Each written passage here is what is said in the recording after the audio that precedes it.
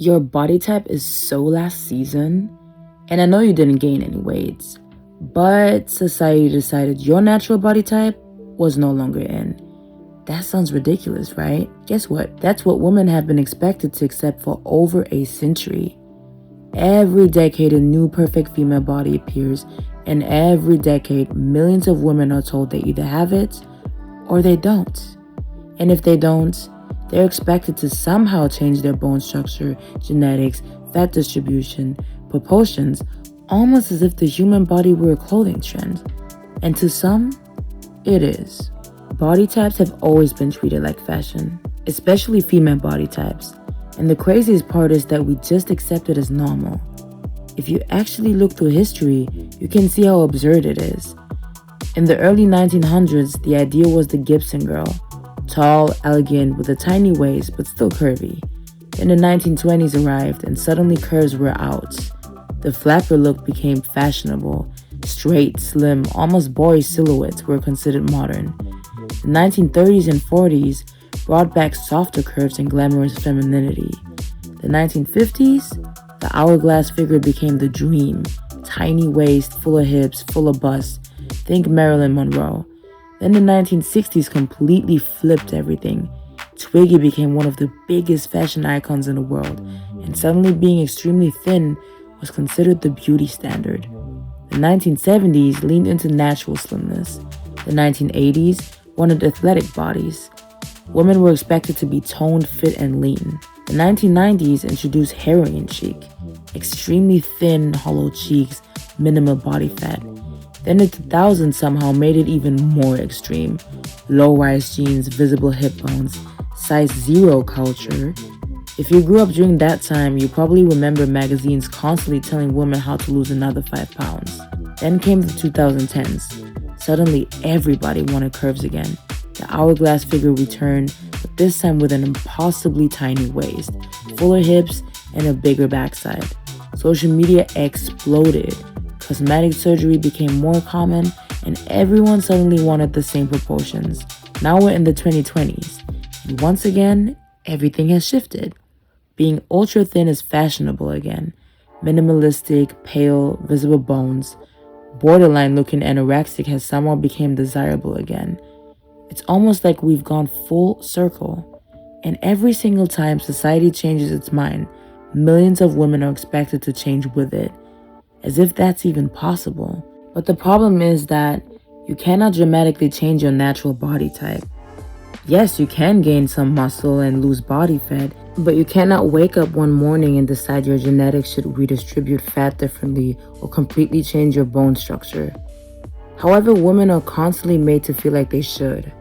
And when they can't, they get shamed. They are told they are too skinny or too curvy. Guys would say she's too muscular. Others will say she's too flat. It is never enough. I think this contributes to why so many women struggle with body dysmorphia. Body dysmorphia is a mental health condition where someone becomes excessively preoccupied with perceived flaws in their appearance. Flaws that are often minor or not noticeable to other people. Depending on the study, estimates suggest that around 1 to 3% of people meet the clinical criteria for body dysmorphic disorder, while many more experience body dissatisfaction or body image issues without meeting the full diagnosis. Statistics vary quite a bit depending on how they're measured, so it's difficult to know the exact numbers. But regardless of the exact percentage, it's clearly affecting a lot of people. And I think for many it starts super young. Often it starts at home. Insecure parents or caregivers who would constantly comment on the kids' weight, track calories and tell those children to watch what they eat. Which is good if done in a positive light. After all, teaching children about how to take care of themselves is important. Teaching them how to eat healthy and nutrient-dense food is important, but there is a massive difference between teaching healthy habits and destroying someone's relationship with food or their self-body image. Food shouldn't feel like punishment, and children shouldn't feel guilty because they had cake at a birthday party or because they wanted ice cream during summer. But that's unfortunately how some people grow up.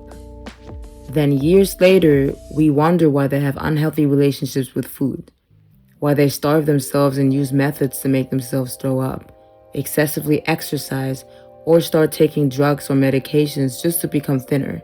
Even medications like Ozempic. Ozempic was developed to help people with type 2 diabetes manage their blood sugar. It also causes weight loss, which is why it has become popular far beyond its original purpose. Big thanks to the celebrities, I guess. But taking prescription medication when you don't medically need it just to fit a beauty trend isn't something that should be normalized. Like any medication, it can have side effects and should only be used under proper medical supervision. And all of this, for what? Because society decided one particular body type is fashionable this year? To be fair, we cannot even blame society for starting these trends because it usually starts with celebrities. Celebrities become thinner, fashion follows, then magazines, then brands, then social media, and then millions of ordinary people suddenly feel like they need to change themselves to keep up. It's the same cycle over and over again, just with different body types. I don't think body types should ever be trends. Why are we even debating this? Whether someone is slim, athletic, curvy, petite, tall, whatever, why does one group of women always have to be celebrated while another group gets diminished? Can't different body types simply exist at the same time? After all, we're talking about human beings, not fashion accessories. People could say, if it bothers you, just ignore it. Sure, yeah, I could. But I think some things deserve to be called out. Because if we reach a point where harmful behavior gets normalized and the people questioning it are the ones getting attacked, then what exactly are our standards anymore? What are our morals? If every toxic trend is simply accepted because it's popular, where do we draw the line? Because trends come and go as I just explained, but your body has to last you your entire life.